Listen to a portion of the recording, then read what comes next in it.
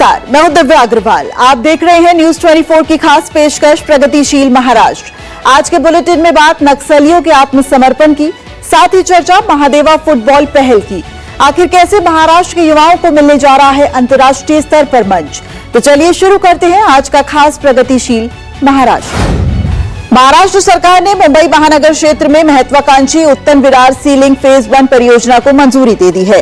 58,754 करोड़ रुपए की लागत से MMRDA इसे विकसित करेगा। कुल 55 किलोमीटर लंबे इस प्रोजेक्ट में करीब 24 किलोमीटर का मुख्य सीलिंग और करीब 31 किलोमीटर लंबा कनेक्टिंग मार्ग शामिल है। ये पश्चिमी उपनगरों और पालघर जैसे उत्तरी शहरों से दक्षिण मुंबई की ओर यात्रा करने वालों को वैकल्पिक मार्ग देगा, जिससे SV रोड और वेस्टर्न एक्सप्रेसवे हाईवे पर ट्रैफिक कम होगा। इस परियोजना को अब मुंबई वारवन एक्सप्रेसवे कनेक्टिविटी कहा जाएगा, क्योंकि इससे वारवन बंदरगाह भी जुड़ने जा रहा है। मुख्यमंत्री देवेंद्र फडणवीस और उप मुख्यमंत्री अजित पवार ने 26/11 आतंकवादी हमलों में शहीद हुए जवानों को श्रद्धांजलि अर्पित की। उन्होंने मुंबई पुलिस आयुक्त कार्यालय परिसर स्थित शहीद स्मारक पर पुष्पांजलि अर्पित की। मुख्यमंत्री ने परिजनों से मुलाकात कर संवेदना व्यक्त की। सलामी कार्यक्रम का संचालन पुलिस अधिकारियों द्वारा किया गया और सभी उपस्थित लोगों ने पुष्प चक्र अर्पित कर शहीदों को नमन किया। 26 नवंबर 2008 को मुंबई पर एक कायराना आतंकवादी हमला हुआ था। इस हमले को नाकाम करते हुए मुंबई पुलिस बल के एक अधिकारी, कर्मचारी और सुरक्षा बल के जवान शहीद हुए थे। मुख्यमंत्री देवेंद्र फडणवीस ने नागपुर पुस्तक महोत्सव 2025 के तहत आयोजित 4 दिवसीय 0 माइल लिटरेचर फेस्टिवल का उद्घाटन किया। उन्होंने कहा कि भाषा, साहित्य और पुस्तकें मानवीय भावनाओं की अभिव्यक्ति का आधार है और इनके माध्यम से सांस्कृतिक विरासत संरक्षित रहती है।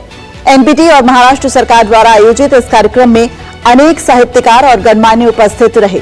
मुख्यमंत्री ने कहा कि नागपुर की समृद्ध साहित्यिक परंपरा को इस महोत्सव से नई ऊर्जा मिलेगी और युवाओं में पढ़ने की संस्कृती को बढ़ावा मिलेगा। मला अतिशय आनंद आहे की नागपूर पुस्तक महोत्सवाची आज सुरुवात झाली आहे आणि त्यात नागपूर म्हणजे 0 माइल लिट फेस्ट याची पण सुरुवात झालेली आहे।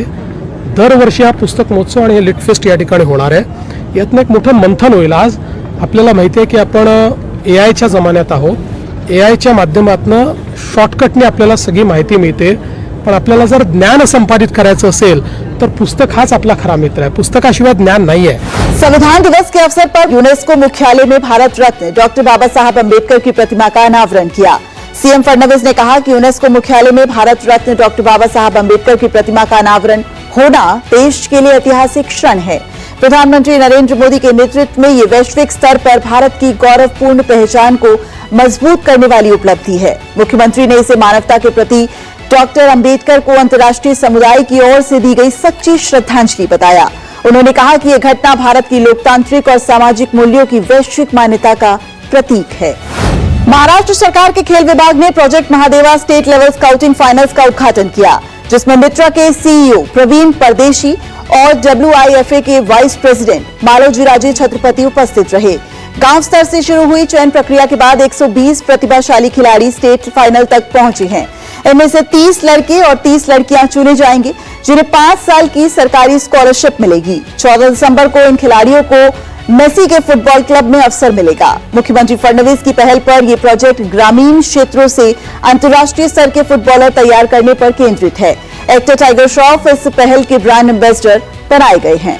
प्रोजेक्ट महादेवा का उद्देश्य है कि महाराष्ट्र के हर एक ग्रामीण भाग से जो बच्चे फुटबॉल खेलते हैं उनको लियोनेल मेसी, जो पूरे दुनिया में सबसे प्रसिद्ध फुटबॉलर है, उनके साथ एक क्लिनिक खेलने की संधि देना और उसके साथ साथ इन बच्चों को स्कॉलरशिप और ट्रेनिंग देना ताकि ये अंतर्राष्ट्रीय स्तर के क्रिकेट फुटबॉल खेल सके।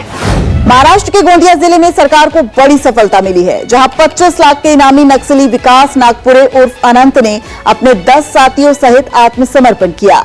सभी पर लाखों के इनाम घोषित थे। 22 नवंबर को अनंत ने 3 राज्यों के मुख्यमंत्रियों को पत्र लिखकर हथियार छोड़ने और साथियों से बातचीत करने के लिए समय मांगा था।